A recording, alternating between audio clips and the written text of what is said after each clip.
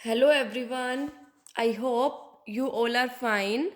आज हम 11 business studies के अंदर हमारा नेक्स्ट टॉपिक करेंगे जो कि है स्पेशल फाइनेंशियल इंस्टीट्यूशंस। देखिए, फाइनेंशियल इंस्टीट्यूशंस मतलब जो फाइनेंस प्रोवाइड करवाते हैं। अब देखिए, कहते हैं कि जो इंडस्ट्रीज़ हैं उनको लॉन्ग टर्म और मीडियम टर्म फाइनेंस प्रोवाइड करवाने के लिए कुछ स्पेशल फाइनेंशियल इंस्टीट्यूशंस को सेट किया गया। ठीक है, कुछ स्पेशल फाइनेंशियल इंस्टीट्यूशंस एस्टैब्लिश किए गए ताकि जो इंडस्ट्रीज़ की लॉन्ग टर्म और जो मीडियम टर्म कैपिटल रिक्वायरमेंट है, फाइनेंशियल रिक्वायरमेंट है, वो पूरी की जा सके। तो अब हम स्टडी करेंगे कि वो स्पेशल फाइनेंशियल इंस्टीट्यूशंस कौन कौन से हैं। तो देखिए बेटा, सबसे पहला है industrial finance corporation of India. सबसे पहला IFCI, that is industrial finance corporation of India. देखिए, जो IFCI है वो 1 जुलाई 1948 को एस्टैब्लिश किया गया था इंडस्ट्रियल फाइनेंस कॉरपोरेशन एक्ट 1948 के अकॉर्डिंग। ठीक है, अब इसके ऑब्जेक्टिव क्या थे बेटा? देखिए, to provide assistance for the balanced regional development of the country. कि क्या करें? देखो, फाइनेंस प्रोवाइड करवाना ऑब्जेक्टिव है, लेकिन किसके लिए? ताकि कंट्री की क्या हो सके, जो रीजनल डेवलपमेंट है वो बैलेंस हो सके। ठीक है, ताकि जो नए एंटरप्रेन्योर्स हैं उनको मोटिवेट किया जा सके कि वो इस सेक्टर में क्या करें, एंटर हो। ठीक है, और जो हमारी कंट्री का मैनेजमेंट एजुकेशन है उसको क्या किया जा सके, डेवलप किया जा सके। ठीक है, इसलिए IFCI को एस्टैब्लिश किया गया। उसके बाद है state finance corporations, that is SFC। देखिए, the government of India passed state finance corporation act in 1951। देखिए, जो गवर्नमेंट ऑफ इंडिया है उन्होंने 1951 के अंडर अंदर क्या किया, एक जो फाइनेंस कॉरपोरेशन एक्ट है, ठीक है, वो स्टैब्लिश किया, वो डेवलप किया ताकि क्या हो सके, स्टेट लेवल फाइनेंस कॉरपोरेशंस को एस्टैब्लिश किया जा सके। मतलब स्टेट लेवल के ऊपर जो फाइनेंस कॉरपोरेशंस है उसको एस्टैब्लिश किया जा सके। अब ये क्या करते थे बेटा? देखिए, ये उन इंडस्ट्रियल यूनिट्स को हेल्प प्रोवाइड करते थे, मतलब फाइनेंशियल हेल्प की बात है यहाँ पर, जो कि IFCI के स्कोप से बाहर है। भाई, IFCI भी यही करता था, लेकिन जो IFCI में रह गए, उनके स्कोप से बाहर है, वो कौन करता है? SFC करता है। अब इसका मेन ऑब्जेक्टिव क्या था? देखिए, इसका मेन ऑब्जेक्टिव है, देखिए, its objective is to provide financial assistance to small scale and medium size industrial units for the growth of regional industries. देखिए, इसका ऑब्जेक्टिव था कि जो स्मॉल स्केल और जो मीडियम साइज इंडस्ट्रियल यूनिट्स हैं उनको फाइनेंशियल हेल्प प्रोवाइड की जा सके ताकि रीजनल इंडस्ट्रीज की ग्रोथ हो सके। ठीक है, अभी रीजन में, क्षेत्रों में जो इंडस्ट्रीज है उनकी क्या हो सके, ग्रोथ हो सके, इसलिए SFC को इस्टेब्लिश किया गया। नेक्स्ट है ICICI। ये तो आपने सुना भी होगा कई बार, ICICI industrial credit and investment corporation of India.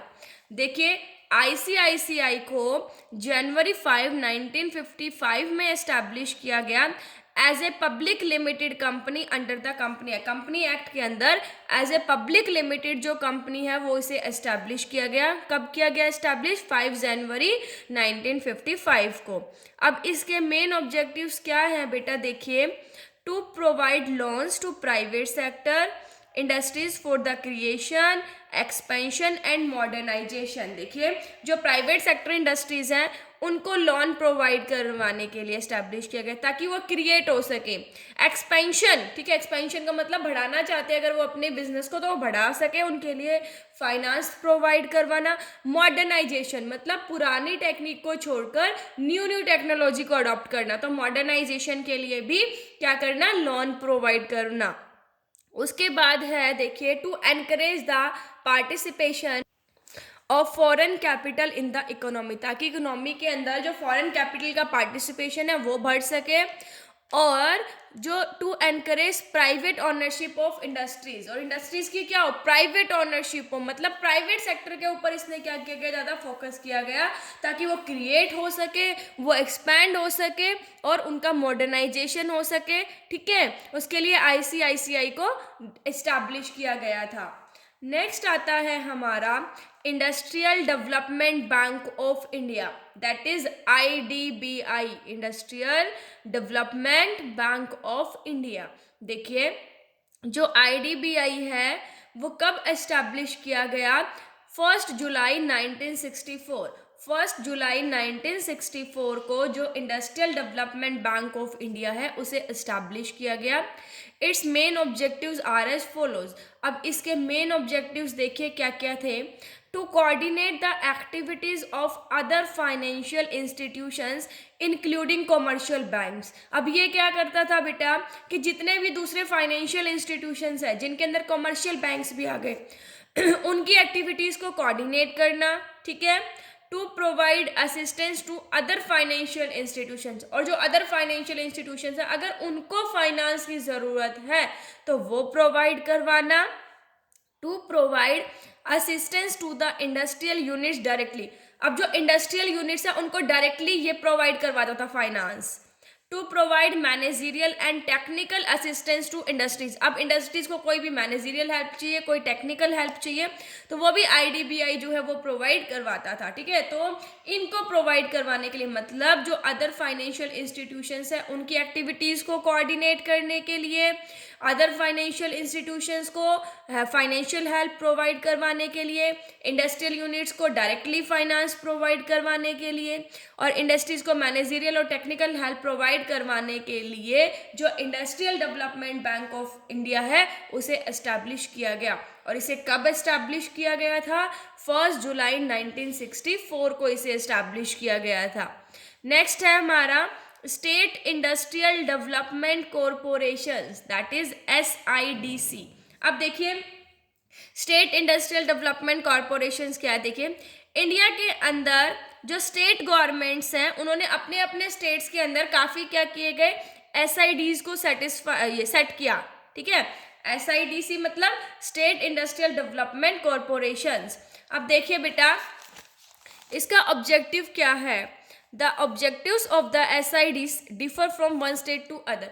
अब देखिए हर स्टेट में किया गया अपने अपने स्टेट में, तो इनके ऑब्जेक्टिव भी स्टेट टू स्टेट क्या थे, अलग थे। ठीक है, लेकिन इसका एक मेन ऑब्जेक्टिव क्या था, is to promote industrial development. इनका मेन ऑब्जेक्टिव क्या था, अलग अलग स्टेट में थे वैसे अलग अलग स्टेट के अलग अलग ऑब्जेक्टिव, बट इन सबका एक मेन ऑब्जेक्टिव था कि इंडस्ट्रियल डेवलपमेंट हो सके। ठीक है, इंडस्ट्रियल डेवलपमेंट करने के लिए इन्हें एस्टैब्लिश किया गया था। नेक्स्ट है हमारा यूनिट ट्रस्ट ऑफ इंडिया, जिसे हम UTI भी कहते हैं।